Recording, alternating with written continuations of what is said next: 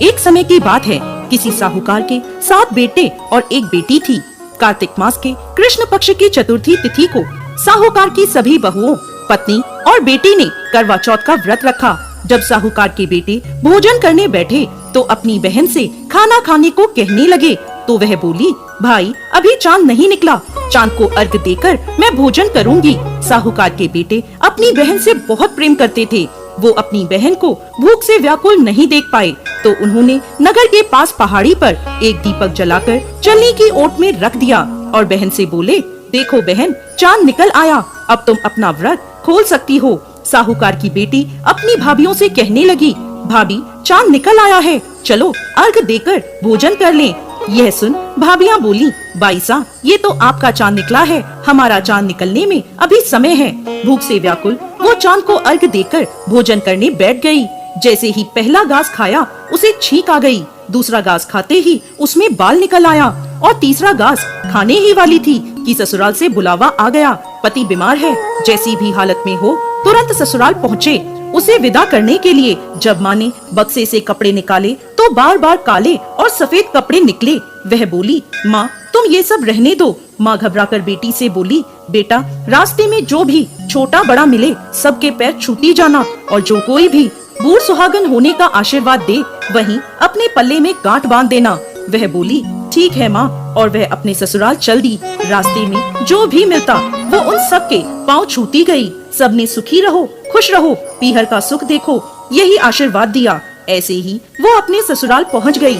ससुराल के आंगन में छोटी ननद खेल रही थी। जब उसके पाँव छुए तो उसने आशीर्वाद दिया, सदा सौभाग्यवती रहो, पुत्रवती हो। यह सुनते ही उसने अपने पल्ले पर गांठ बांध ली।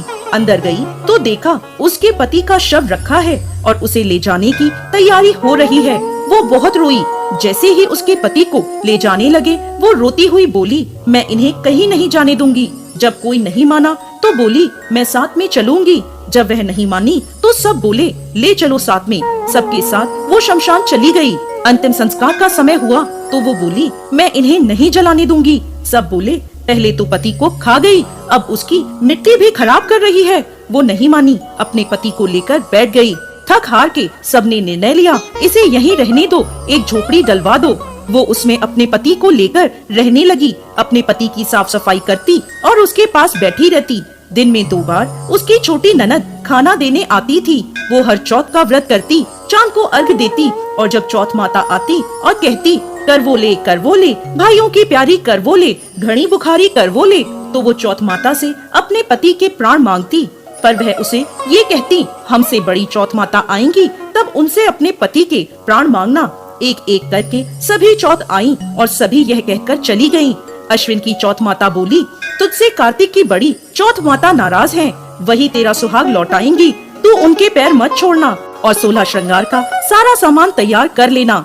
जब कार्तिक की बड़ी चौथ करवा चौथ आई तो उसने अपनी छोटी ननद से 16 श्रृंगार का सुहाग का सामान मंगवाया और करवे भी मंगवाए। जब सास को ये पता चला तो वो बोली, पागल हो गई है, जो मांगती है दे दो। साहूकार की बेटी ने करवा चौथ का व्रत रखा, चांद को अर्घ दिया और जोत करी। जब चौथ माता प्रकट हुई तो बोली, करवोले भाइयों की प्यारी करवोले, दिन में चांद उगाने वाली करवोले, घड़ी बुखारी करवोले।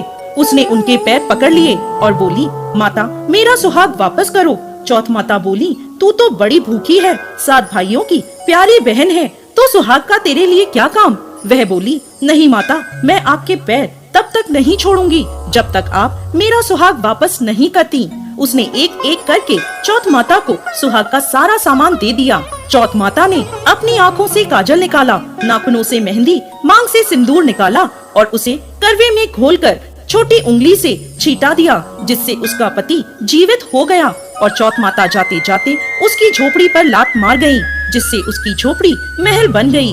उसका पति जीवित हो गया। जब छोटी ननद खाना लेकर आई तो देखा भाभी की झोपड़ी की जगह महल खड़ा है। वो ननद को देखते ही दौड़ी दौड़ी उसके पास आई और बोली, देखो बाईसा, आपका भाई वापस आ गया। घर जाओ, सासू जी से कहो गाजे बाजे से हमें लेने आए। छोटी ननद दौड़ी दौड़ी माँ के पास गई और बोली, माँ भाई जिंदा हो गया। माँ बोली, भाभी के साथ साथ तेरा भी दिमाग खराब हो गया है। वह बोली, नहीं माँ, मैंने देखा है, सच में भाई जिंदा हो गया है। सभी घर वाले गाजे बाजे के साथ अपने बेटे को लेने पहुँचे। बेटे को जिंदा देखकर सास बहू के पैर छूने लगी और बहू सास के पैर छूने लगी। बहू बोली, माताजी देखो आपका बेटा वापस आ गया।